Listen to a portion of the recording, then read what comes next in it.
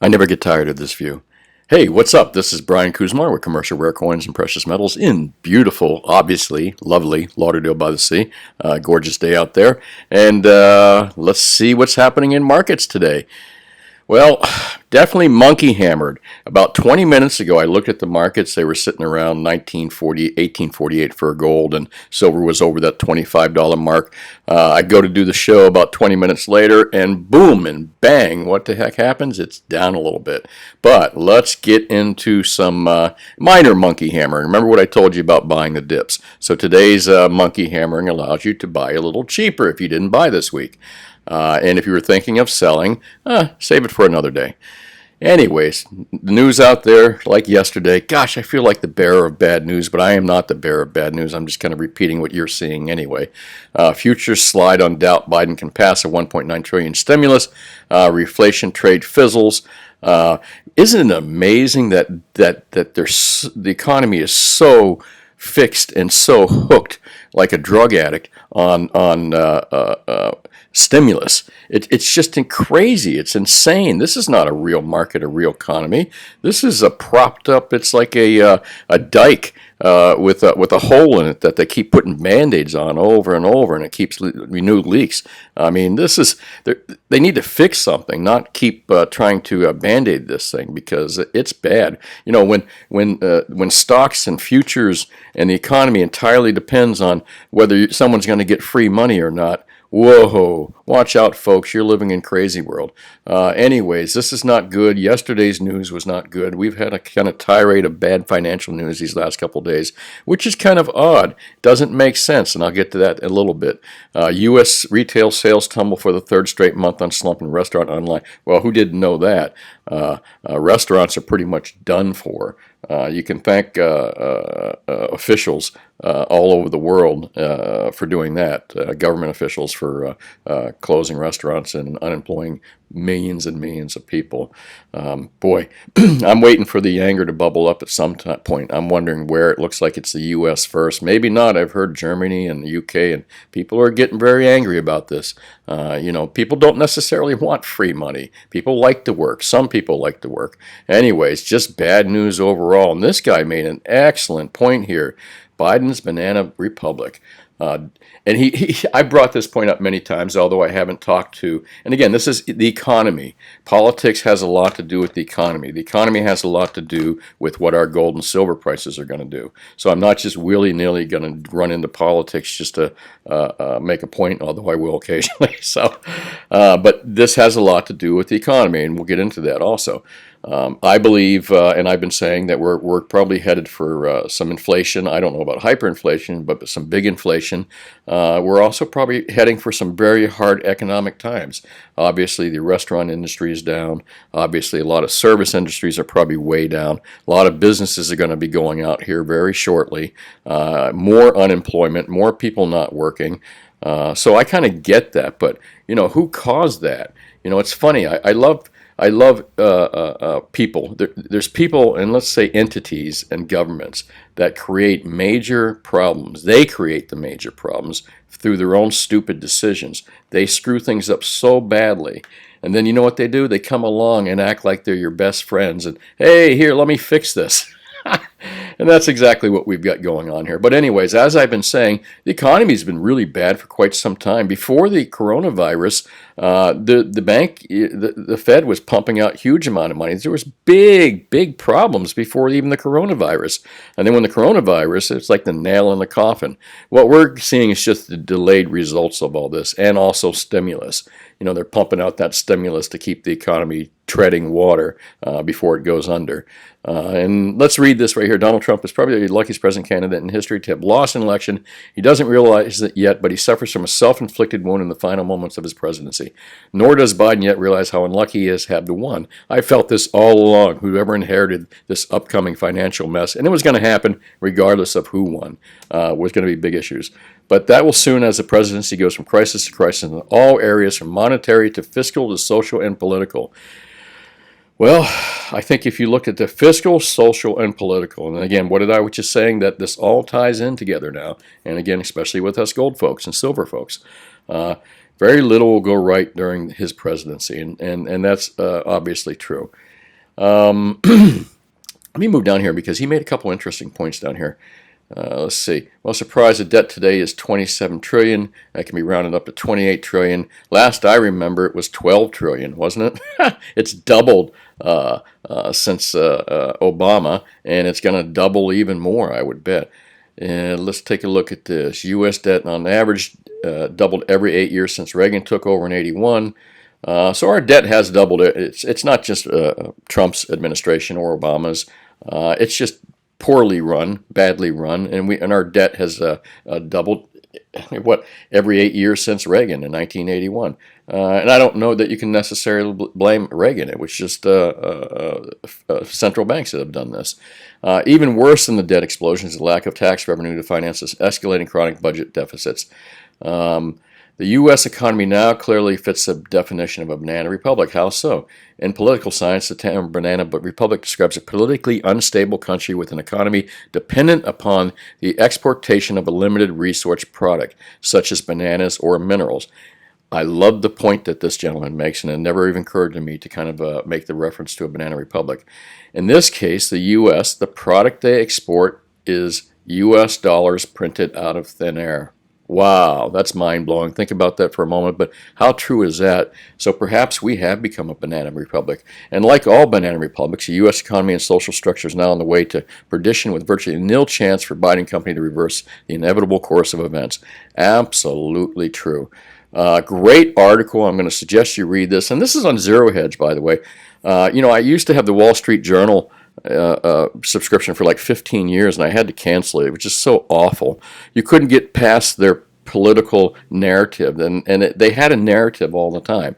They were trying to either force you to buy stuff that their advertisers advertise, and or when they did have something fairly decent, all you had to do is read the headline, and you basically read the whole article.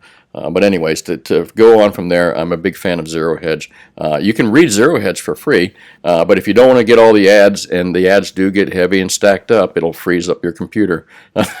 I'd suggest paying the $1 a day. But anyway, let me move on from here. When Obama took over in 2009, he inherited $8 trillion. I think he handed over, I was wrong, $20 trillion to Trump. So under Obama, it had gone up about $12 trillion, which is quite a bit, more than double. In 8 years, Obama printed and borrowed more money than previous presidents had achieved in the course of 200 years. Of course, the next president, that could be said for as well. So will Biden print more than $10 trillion? Definitely. So again, folks, this is big problems. And what was I talking about earlier? Problems in the financial system and not COVID-19 started the crisis. It wasn't COVID back in February 2020. It was a mere catalyst, and I just discussed that. The underlying disaster was a lot deeper. The real problem started back, and not many people remember this. This is before the virus. The real problem started back in August, September 2019. This is when the problem in the financial system became acute, and both the ECB and the Fed started flooding the system with money. This is before the virus. This is a very key point for you to remember, folks.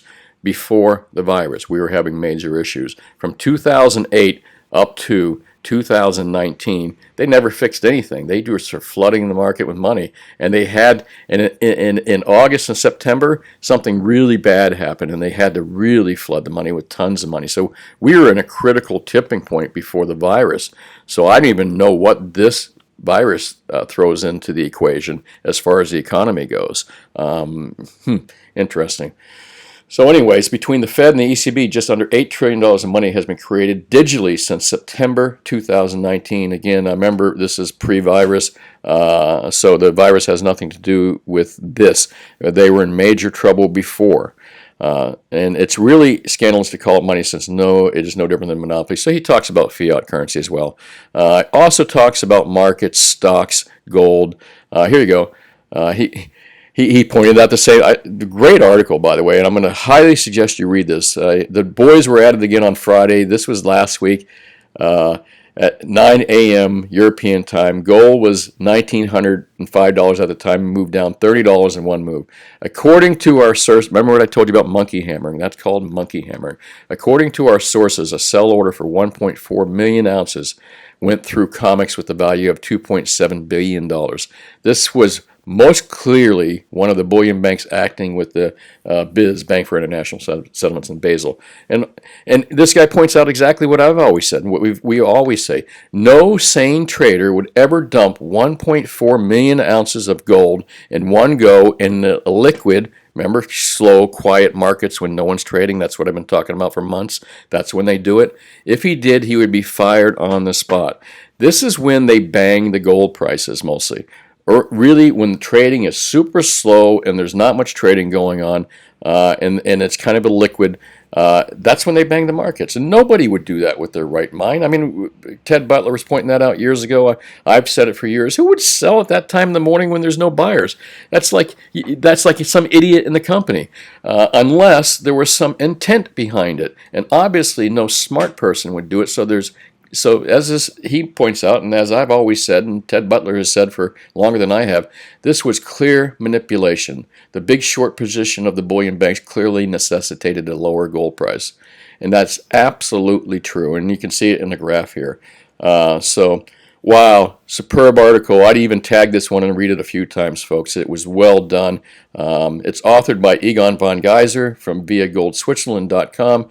And you can read it free on Zero Hedge. Read the whole article. Trust me on this one, even if you haven't read the other ones I've asked you to read. So, shortages. Wow, we talked about shortages yesterday, and I told you that I was having a hard time getting Krugerrands. There's just like none available, and all I could get, because Krugerrands have been the best deal out there for the longest time, better than Eagles, better than Maples. That's why I like them. Respected, well-known product, and you can save yourself anywhere from $15 to $35 a coin. So why not? You could buy extra. You could buy some silver with that money. So I was talking about shortages. I usually been pushing Krugerrands. Well, guess what, folks? I can't find them. I can't get them. And I got a little reason on that from my secret ex-bullion wholesaler. I'll call him. I'll make up a name for him sometime here. But I talked to my buddy, and he does millions and millions of ounces. He's a real bullion wholesaler guy, and I've been doing business with him for 30 years. And you develop bonds in this business, so that's important to mention as well. And you will with your dealer. If you don't live near me and you're not a customer of mine, develop a bond with your local dealer. I highly recommend that. And even us dealers develop bonds with other dealers. I'm digressing here. What I want to talk about is shortages. I mentioned that.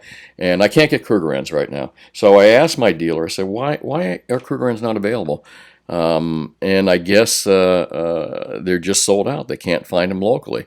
They were in big demand for a while. Because they were cheaper. I'm not the only guy that's probably been saying buy Krugerrands. It's a better deal. I'm sure there's other guys out there that have been saying it as well. So right now there are no Krugerrands available. Not no Krugerrands, but I can't find any sizable deals, and my wholesalers are completely out of Krugerrands. Now I did find out that the South African Mint is still making Krugerrands, but here's the thing. So is the U.S. Mint. You can still buy gold eagles at $30-something more than what Krugerrands were costing here locally. However, you can still buy, like I said, you can still buy Krugerrands too. The South African Mint is open, but the problem is dealers, the major wholesalers here that would typically deal with the South African Mint, are not going to buy Krugerrands for the same price because the South African Mint charges the same price as the U.S. Mint. So the dealers, wholesalers here would rather buy U.S. Eagles for the same price that they have to pay for Krugerrands. And you're going to say to me, well, Brian, that doesn't make any sense. And it does make sense. And I found out why it does make sense, because those dealers are, again, they're not going to pay $30 more per coin from South Africa when they get it from the mint here, our U.S. Mint. And you would think, well, where were they getting them before? Well, all those Krugerrands that we were buying and selling here for the last 30 years, more or less, have been Krugerrands that have already been in this country. They've already been exported. This is stuff that's circulated from, remember Kruger, the South Africans been doing this and making millions and millions of ounces per year since what? The late 1960s. So, there's millions of these ounces out there, millions and millions of them circulating in the United States still. So that stuff has been bought up. And right now, the only thing available is the stuff directly from the mints. And the only mints that are selling right now is the U.S. Mint and I think the Canadians are still selling, but they're delayed anywhere from 2 to 4 weeks. So there are delays in shipping right now in product. There are no more cheaper Krugerrands available. All the products are going to look like they're going to be in that 80, or they're going to be $30 higher, $15 to $30 higher than what the Krugerrands were. So we're kind of stuck with that right now. Sorry about that, folks.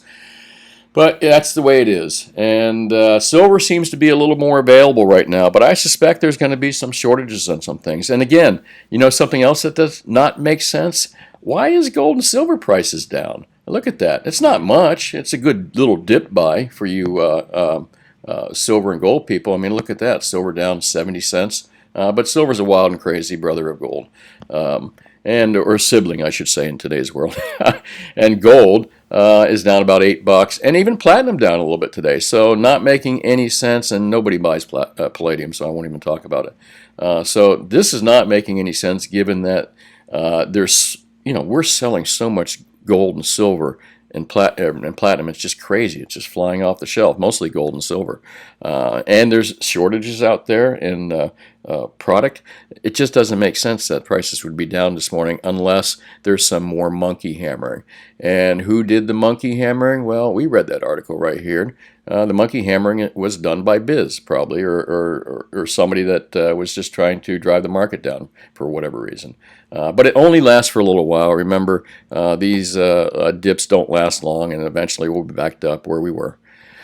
Well, let's take a look at these prices again. Down $8, down $1. Again, as I always say, buy the dip. Think it's a good opportunity. And really, that's about it. I'm not sure what's going to happen. I suspect that prices are going to stay around the same here. We'll see on Monday. But if anything crazy happens, I'll definitely come back and do a video at the end of the day. Meanwhile, hey, have yourself a great day. And if you got any questions, give me a call at 954-493-8811. Happy to answer your questions, whether it has to do with the product, whatever you need. Feel free to call me. We're here 10 to 4 Mondays through Fridays. Thanks for watching, and have yourself a wonderful day. Bye now.